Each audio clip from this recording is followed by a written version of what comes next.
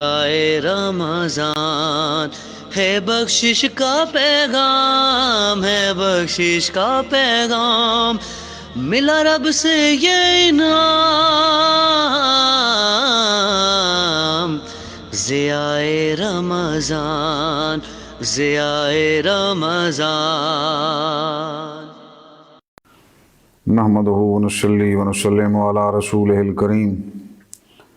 اما بعد فاعوذ بالله من الشيطان الرجيم بسم الله الرحمن الرحيم خذ من اموالهم صدقة تطهرهم وتزكيهم بها وصل عليهم ان صلاتك سكن لهم والله سميع عليم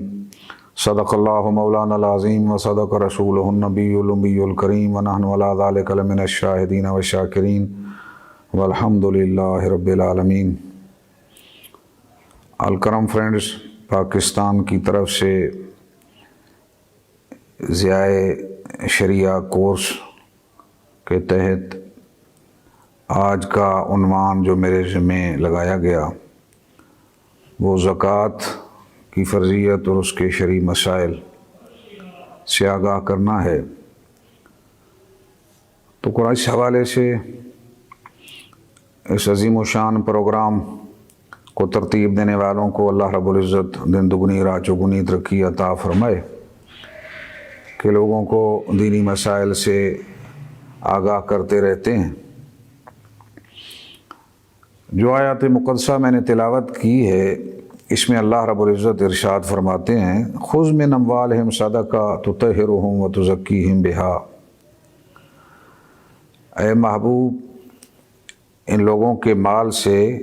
زکوٰۃ لے لیجئے جس کے ذریعے آپ ان کو پاکیزہ کر دیجئے اور ان کے لیے دعا کیجئے۔ تو نبی کریم صلی اللہ علیہ وآلہ وسلم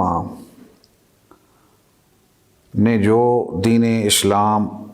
ہمیں عطا فرمایا اس میں رزق حلال کو بڑی اہمیت حاصل ہے۔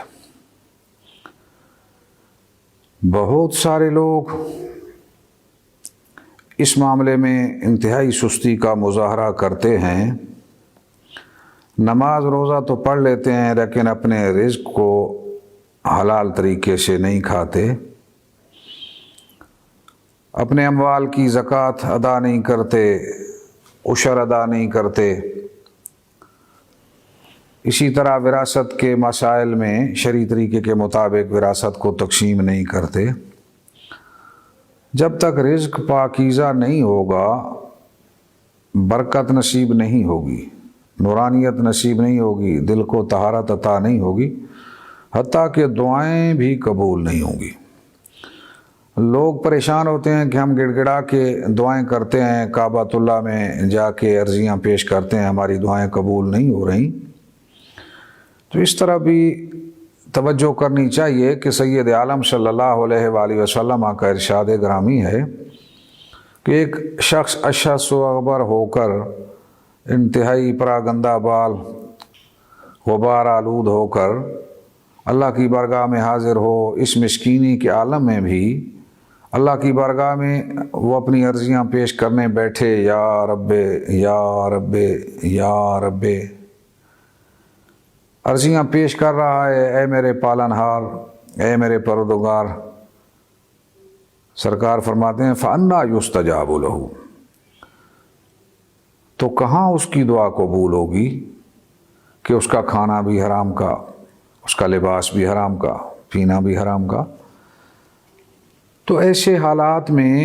جب تک رزق پاک نہیں ہوگا، دعاؤں کو شرف قبولیت عطا نہیں ہوگی تو ترقیاں کہاں نصیب ہوں گی۔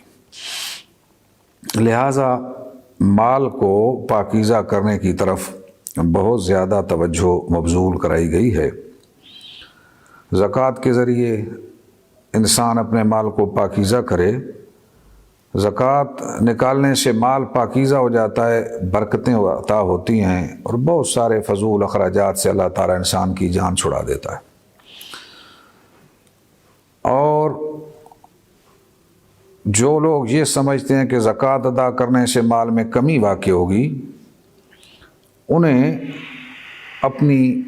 اس خام خیالی سے توبہ طائب ہونا چاہیے۔ زکوٰۃ نکالنے سے مال کم نہیں ہوتا، اللہ تعالیٰ اس میں برکت نازل فرما دیتا ہے۔ اور جو لوگ زکوٰۃ ادا نہیں کرتے، مال جمع کرتے رہتے ہیں، وہ بھی ارشاد خداوندی سماعت کر لیں اور اللہ کی بارگاہ میں توبہ طائب ہو کر اس طرف خصوصی توجہ مبذول کریں۔ ارشاد خداوندی ہے والذین یکنزون الذھب والفضہ ولا ينفقونها فی سبیل اللہ فبشرھم بعذاب علیم، کہ جو لوگ سونا چاندی اکٹھا کرتے ہیں، خزانہ کرتے ہیں اور اس میں سے اللہ کی راہ میں خرچ نہیں کرتے، تو اے محبوب ان کو دردناک عذاب کی بشارت سنا دیجئے۔ یوم یحمى علیہا فی نار جہنم فتقوی بها جباہہم وجنوبہم وظہورہم، قیامت کا دن ہوگا، اس سونے چاندی کو دوزخ کی آگ میں تاپا جائے گا، گرم کیا جائے گا، اور سلاخیں بنا کر ان کی پیشانیوں کو داغا جائے گا، ان کے پہلوؤں کو داغا جائے گا، ان کی پشتوں کو داغا جائے گا، اور صورتحال یہ ہوگی کہ فرشتے وہاں کہیں گے ھذا ما کنزتم لانفسکم فذوقوا ما کنتم تکنزون، یہ ہے تمہارا وہ خزانہ جسے تم جمع کر کے رکھتے تھے اپنے لیے، آج چکھو مزہ اس خزانے کا۔ اللہ معاف فرمائے، الیاذ باللہ۔ یہ بڑی مشکل گھڑی ہوگی، انسان سمجھتا ہے کہ آج میں اپنے مال کی زکوٰۃ دوں گا، سونے چاندی کی زکوٰۃ دوں گا تو میرا مال کم ہو جائے گا، لیکن جو اپنے مال کی زکوٰۃ نہیں دیتے وہ دوزخ کی آگ میں تپائی گئی ایک ایک سلاخ، اس سے جو تکلیف ہوگی وہ ناقابل برداشت ہوگی۔ میرے کریم حبیب سرور دو جہاں صلی اللہ علیہ وسلم سے نسبت غلامی رکھنے والوں حضرت ابو ذر رضی اللہ تعالیٰ عنہ سے مروی ہے، فرماتے ہیں نبی کریم صلی اللہ علیہ وآلہ وسلم کی بارگاہ کے اندر جو کچھ آپ نے دیکھا تو اس کو بیان فرماتے ہوئے ارشاد فرمایا جئت الی رسول اللہ صلی اللہ علیہ وسلم وهو جالس فی ظل الکعبۃ، کہ میں نبی کریم صلی اللہ علیہ وآلہ وسلم خدمت اقدس میں حاضر ہوا، آپ کعبۃ اللہ کے سائے میں تشریف فرما تھے، تو آپ نے مجھے آتے ہوئے دیکھا، فرعانی مقبلا فقال ہم الاخسرون ورب الکعبۃ یوم القیامہ، تو سرکار نے جب حضرت ابو ذر غفاری کو دیکھا تو کیا فرمایا، وہ لوگ خسارے والے ہیں، رب کعبہ کی قسم قیامت کے دن وہ خسارے والے ہیں۔ حضرت ابو ذر فرماتے ہیں کہ میں نے سوچا کہ شاید میرے بارے میں کوئی آیت نازل ہو گئی ہے، میرے بارے میں کوئی حکم نازل ہوا ہے، تو رہا نہ گیا عرض کی من ہم فدا کا ابی و امی، آقا میرے ماں باپ آپ پہ قربان ہوں، وہ کون ہیں لوگ جو خسارے والے ہیں؟ تو سید عالم صلی اللہ علیہ وسلم نے فرمایا ہم الاکثرون، قال رسول اللہ صلی اللہ علیہ وسلم ہم الاکثرون الا من قال ہاکذا وہاکذا وہاکذا، سرکار نے فرمایا وہ لوگ ہیں جو کثرت سے مال جمع کرتے ہیں، مگر وہ لوگ جو یوں اور یوں خرچ کرتے ہیں۔ 3 دفعہ آپ نے اشارہ فرمایا، تو الفاظ یہ ہیں فحسا بین یدیہ وان یمینہ وان شمالہ، آپ نے دائیں طرف بھی، سامنے بھی اور بائیں طرف بھی اپنے ہاتھوں کے ساتھ اس طرح ہوا کو دھکیلا۔ اس کا مطلب یہ تھا کہ جو اپنا مال اللہ کی راہ میں خرچ کیے رکھتے ہیں وہ تو بچ جائیں گے، اور جو اللہ کی راہ میں مال خرچ نہیں کرتے، کنجوسی کا مظاہرہ کرتے ہیں، وہ خسارے والے ہیں۔ ثم قال، اگلا ارشاد غور سے سنیے،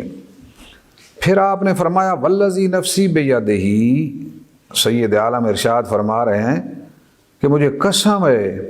اس ذات پاک کی جس کے قبضہ قدرت میں میری جان ہے، لا یموت رجل فیدع ابلا و بقرا لم ید زکاتها الا جاءته یوم القیامہ اعظم ما کانت وثمنہ تطأہ بأخفافہا وتنتحہ بقرونہا۔ سرکار دو جہاں صلی اللہ علیہ وسلم ارشاد فرماتے ہیں کہ جو آدمی اس حال میں مر گیا کہ اس نے اپنے اونٹ چھوڑے، گائیں چھوڑی اور ان کی زکوٰۃ ادا نہیں کی تھی، تو روز قیامت وہ پہلے سے زیادہ بڑے اور موٹے ہو کے آئیں گے اور اپنے کھروں کے ساتھ پاؤں کے نیچے اس کو روندیں گے، اپنے سینگوں سے اس کو ماریں گے۔ تو جب اس طرح ایک لائن گزر جائے گی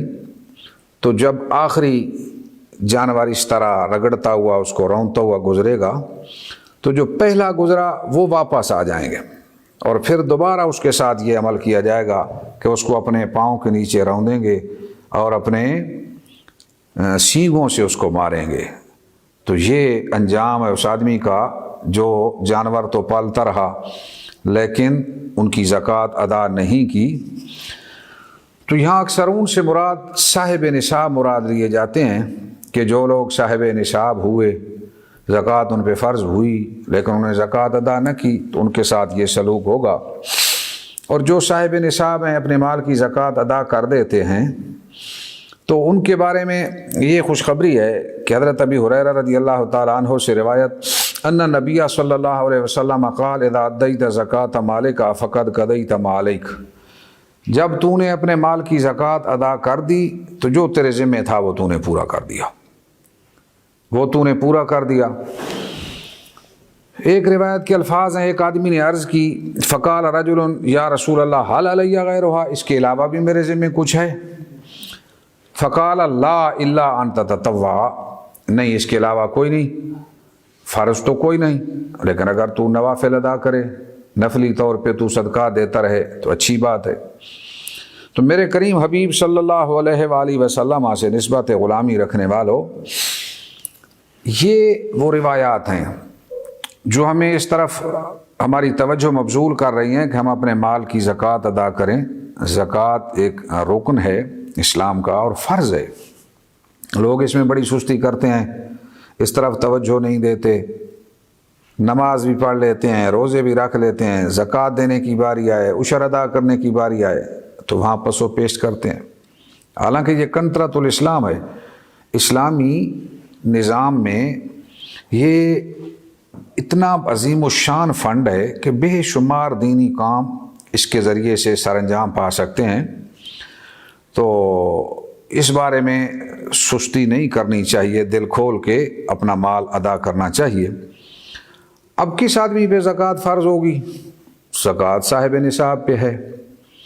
صاحب نصاب کون ہوگا؟ جس کے پاس اپنی حاجات اصلیہ، بنیادی ضروریات سے فارغ 7.5 تولے سونا یا 52.5 تولے چاندی یا اس کے برابر نقدی موجود ہو یا مال تجارت موجود ہو۔ اب حاجات اصلیہ یعنی اپنا گھر کا مناسب مکان جس میں وہ رہ رہا ہے، اس کی سواری ہے مناسب جو اس کے لیے ضرورت ہے، گھر کے کپڑے ہیں، ضرورت کے برتن ہیں، بستر ہیں، ضرورت کی اشیاء ہیں، اپنا نفقہ ہے، خرچہ ہے۔ تو اس سے فاضل جو رقم ہے نا، وہ اگر اتنی ہے کہ 7.5 تولے سونا یا 52.5 تولے چاندی کے برابر وہ نقدی یا اتنی نقدی ہے یا مال تجارت ہے، تو اس پہ زکوٰۃ لازم ہوگی۔ اب صاحب نصاب کاؤنٹ ہونے کے لیے تو گھر کے ضرورت سے زائد برتن، بستر، کپڑے وہ بھی کاؤنٹ کیے جائیں گے جو ضرورت سے زیادہ ہیں۔ یہ سب ملا کے آیا اس کی رقم اتنی ہو جاتی ہے جتنا نصاب ہے۔ لیکن جب زکوٰۃ ادا کرنے کی باری آئی، اس بات کو غور سے سن لو، جب زکوٰۃ ادا کرنے کی باری آتی ہے تو صرف ان میں سے 4 اموال کی زکوٰۃ ادا کی جاتی ہے، سونے میں سے، چاندی میں سے، نقدی یا مال تجارت۔ اس کے علاوہ جو زائد کپڑے ہیں، برتن ہیں، فرنیچر ہے، زائد کوئی کمرہ ہے گھر میں، اس کی زکوٰۃ ادا نہیں کی جائے گی۔ صاحب نصاب काउंट करने के लिए इजाफी चीज़ों को शामिल किया जाएगा, लेकिन जब ज़कात देने की बारी आएगी तो सोना, चांदी, नकदी और माल तिजारत, इन 4 चीज़ों की ज़कात अदा की जाएगी। माल तिजारत क्या है? माल तिजारत यह है कि जब आदमी ने कोई चीज़ खरीदी इस नीयत से कि मैं इसको फ़रोख्त करके नफ़ा कमाऊंगा, तो ये माल तिजारत है। अगर अपनी ज़रूरत के लिए ली, गाड़ी है, मोटरसाइकिल है, कोई और चीज़ है, ली तो है अपनी ज़रूरत के लिए, लेकिन साथ साथ ये भी ख्याल है कि कभी नफ़ा मिल गया तो मैं उसको फ़रोख्त कर दूंगा, तो ये माल तिजारत नहीं, इसकी ज़कात अदा नहीं करना होगी। माल तिजारत वो कि ख़रीदते ये नियत हो कि इसको फ़रोख्त करके नफ़ा कमाऊँगा। अब उस माल तिजारत में उसकी दुकान, करियाना है, कपड़े की है, मेडिकल स्टोर है, कोई गाड़ियाँ हैं, शोरूम है, ये सारी चीज़ें माल तिजारत हैं। हत्ता के जानवर भी माल तिजारत के व्यापारी लोग ख़रीद लेते हैं। तो इसमें माल तिजारत पर भी ज़कात अदा करना होगी। किस सूरत में? कि इस सूरत में कि अगर सिर्फ सोना है तो 7.5 तोले सोने का हिसाब लगा, अगर सिर्फ चांदी है 52.5 तोले चांदी का हिसाब। अगर कई नकदियां हैं, सोना भी है, कुछ चांदी भी है, साथ नकदी भी है,